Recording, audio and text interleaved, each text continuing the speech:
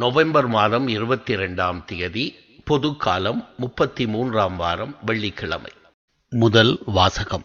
திருத்தூதர் யோவான் எழுதிய திருவெளிப்பாட்டிலிருந்து வாசகம். அதிகாரம் 10, இறைவார்த்தைகள் 8 முதல் 11 முடிய. சகோதர சகோதரிகளே, விண்ணகத்திலிருந்து நான் கேட்ட குரல் என்னிடம் மீண்டும் பேசி, கடலின் மீதும் நிலத்தின் மீதும் இருக்கின்ற வானதூதரின் கையில் உள்ள பிரிக்கப்பட்ட சுருளேட்டை நீ போய் வாங்கிக்கொள் என்றது. நானும் அந்த வானதூதரிடம் சென்று அந்த சிற்றேட்டை என்னிடம் தரும்படி கேட்டேன். அவரோ, இதை எடுத்து தின்றுவிடு, இது உன் வயிற்றில் கசக்கும், ஆனால் வாயில் தேனை போல் இனிக்கும் என்று என்னிடம் சொன்னார். உடனே வானதூதரின் கையிலிருந்து அந்த சிற்றேட்டை எடுத்து தின்றேன். அது என் வாயில் தேனை போல் இனித்தது, ஆனால் அதை தின்றபோது என் வயிற்றில் கசந்தது. பல்வேறு மக்களினத்தார், நாட்டினர், மொழியினர், மன்னர் பற்றி நீ மீண்டும் இறைவாக்குரைக்க வேண்டும் என்று எனக்கு சொல்லப்பட்டது. இது ஆண்டவர் வழங்கும் அருள்வாக்கு. இறைவா, உமக்கு நன்றி. நற்செய்தி வாசகம். நீங்கள் என் இல்லத்தை கள்வர் குகையாக்கினீர்கள். லூக்கா எழுதிய தூய நற்செய்தியிலிருந்து வாசகம். அதிகாரம் 19, வசனங்கள் 45 48 வரை. அக்காலத்தில் இயேசு கோவிலுக்குள் சென்று அங்கு விற்பனை செய்து கொண்டிருந்தோரை வெளியே துரத்தத் தொடங்கினார்.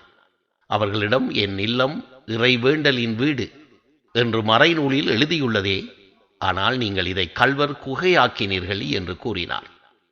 இயேசு ஒவ்வொரு நாளும் கோவிலில் கற்பித்து வந்தார். தலைமை குருக்களும் மறைநூல் அறிஞர்களும் மக்களின் தலைவர்களும் அவரை ஒழித்துவிட வழி தேடினார்கள். ஆனால் என்ன செய்வது என்று யாருக்கும் தெரியவில்லை. ஏனென்றால் மக்கள் அனைவரும் அவர் போதனையை கேட்டு அவரையே பற்றி கொண்டிருந்தார்கள். இது ஆண்டவரின் அருள்வாக்கு.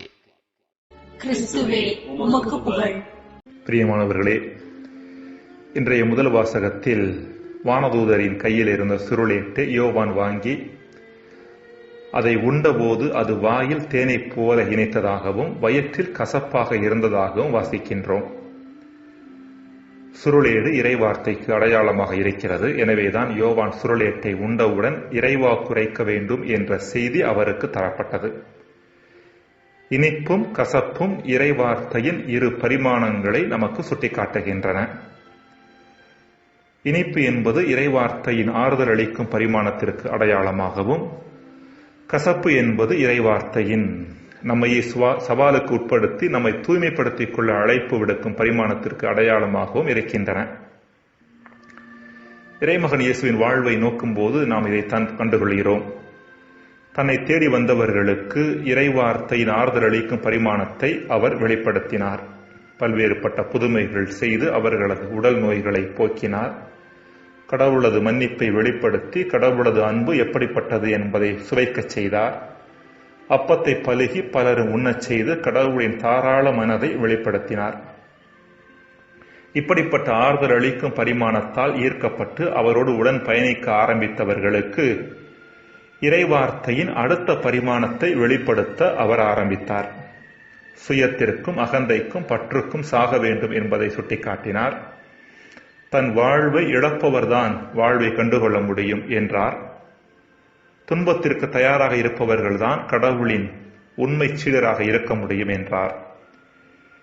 யாரெல்லாம் துன்பத்திலும் வேதனையிலும் உழன்று கண்ணீரும் கம்பலையுமாக வாழ்ந்தார்களோ அவர்களுக்கு எல்லாம் இறைவார்த்தையின் இனிப்பு பரிமாணத்தை, அதாவது ஆறுதலை இயேசு வழங்கினார்.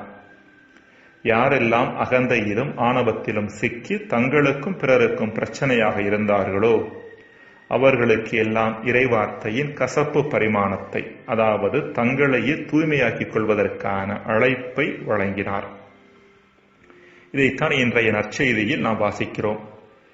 இறைவேண்டலின் வீடாக இருக்க வேண்டிய எருசலேம் ஆலயத்தை தலைமை குருக்களும் மறைநூல் அறிஞர்களும் தங்களின் சுய லாபத்திற்காக கள்வர்கள் குகையாக்கி இருந்தனர். இங்கு இயேசு எருசலேம் ஆலயத்தை தூய்மைப்படுத்தியது தலைமை குருக்களும் மறைநூல் அறிஞர்களும் மக்களின் தலைவர்களும் தங்களையே தூய்மையாக்கிக் கொள்வதற்கான அழைப்பே அன்றி வேறில்லை. அன்புக்குரியவர்களே, அன்றும் சரி இன்றும் சரி இறைவார்த்தையின் ஆறுதல் அளிக்கும் பரிமாணத்திற்கு ஆம் என்று சொல்ல தயாராக இருக்கும் மனிதர்கள் அதன் தூய்மைப்படுத்தும் பரிமாணத்திற்கு இல்லை என்று சொல்லிவிடுகிறார்கள். சீடர்களாக இருந்தாலும் சரி, தலைமை குருக்களாக இருந்தாலும் சரி, ஏன் நாமாக இருந்தாலும் சரி, இறைவன் நமக்கு ஆறுதல் தரும்போது அவரை தேடி ஓடுகிறோம். அதே இறைவன் நம்மை கேள்விக்குட்படுத்தி தூய்மைப்படுத்துவதற்கான அழைப்பை நமக்கு முன்பாக வைக்கின்ற பொழுது நாம் புறமுதுகு காட்ட தயங்குவதில்லை. ஒரு மருத்துவரிடம் போகின்ற பொழுது மருந்து கசப்பாக இருக்கிறதே என்று நாம் அதை தூக்கி எறிந்து விடுவதில்லை. காரணம், உடல் நோயிலிருந்து வெளிவர வேண்டும் என்ற ஆசை நமக்கு உண்டு. நமது அகநோயிலிருந்தும் நாம் வெளிவர வேண்டும் என்று விரும்புவோம், ஆசைப்படுவோம். அப்பொழுது இறைவார்த்தையின் கசப்பு பரிமாணத்தை நாம் இருகரம் நீட்டி வரவேற்க ஆரம்பிப்போம். ஜெபம். இறைவா, உம் இறைவார்த்தை எம்மை தூய்மைப்படுத்த, எம்மை முழு மனிதர்களாக்க, அதை அனுமதிக்க எமக்கு வரம் தாரும். ஆமென்.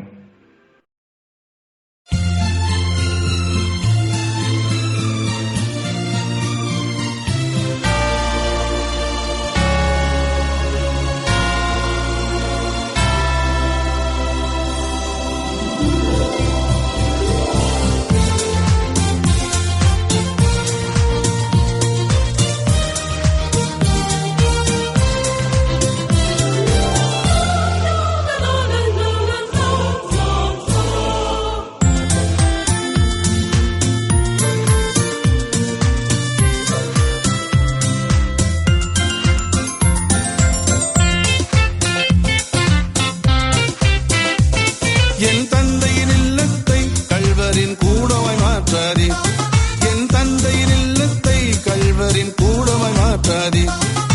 பணத்திற்காகவும் பதவிக்காகவும் அதிகாரத்தில் அமர்வதற்காகவும் தந்தையின் இல்லத்தை கள்வரின் கூடமாய் மாற்றாதே, என் தந்தையின் இல்லத்தை கள்வரின் கூடமாய் மாற்றாதே.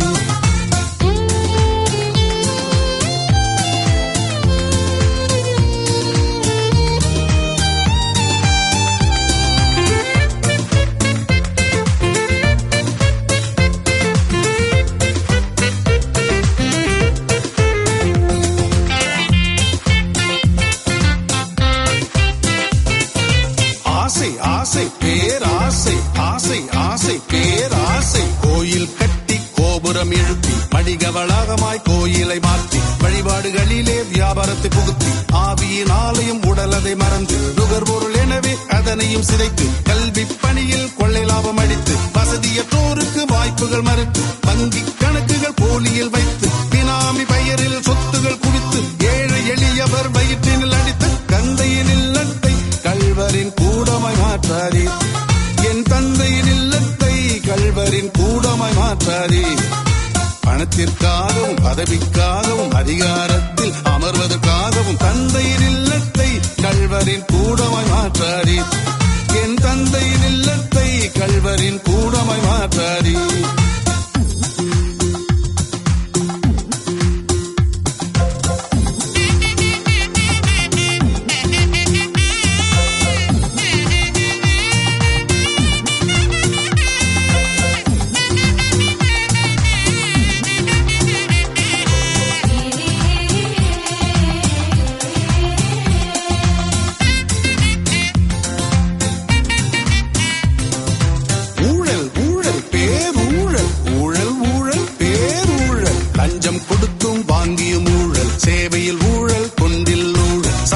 சார்ந்த பணியிலும் ஊழல், நுழைவு தேர்வு அதிலும் ஊழல், வேலை வாய்ப்பு எதிலும் ஊழல், நிர்வாக ஊழல், நிதியிலும் ஊழல், பெரிய திட்டத்தில் பெருமளவு ஊழல், தெரிந்தும் தெரியாத எத்தனையோ ஊழல், நம்பிக்கை வேறு நடைமுறை வேறென ஊழியம் செய்து ஊழலும் செய்து தந்தையின் இல்லத்தை கள்வரின் கூடமாய் மாற்றாதே, என் தந்தையின் இல்லத்தை கள்வரின் கூடமாய் மாற்றாதே.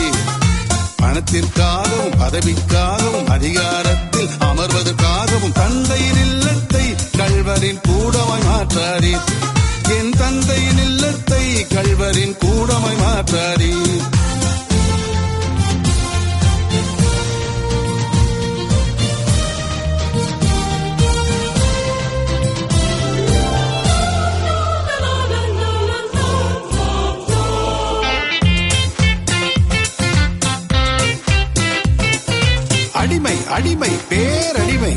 அடிமை அடிமை பேரடிமை பெருமுழுக்கில் சாத்தானை விடுத்து சமுதாயத்தில் சாதியை ஏற்று பண்பாட்டு மீது பழியை போட்டு கல்லறை வரையிலும் அதனை காத்து திருமணம் குருத்துவம் துறவு வாழ்விலும் திரு அவைக்குள்ளும் சாதியை வளர்த்து யூதன் கிரேக்கன் ஆண்டான் அடிமை ஆண் பெண் என்று பாகுபாடில்லை பவுலடியாரின் போதனை எங்கே போலி கிறிஸ்துவ வெளிவேடம் எங்கே தந்தையின் இல்லத்தை கல்வரின் கூடமாய் மாற்றாரி என் தந்தையின் இல்லத்தை கல்வரின் கூடமாய் மாற்றாரி பணத்திற்காகவும் பதவிக்காக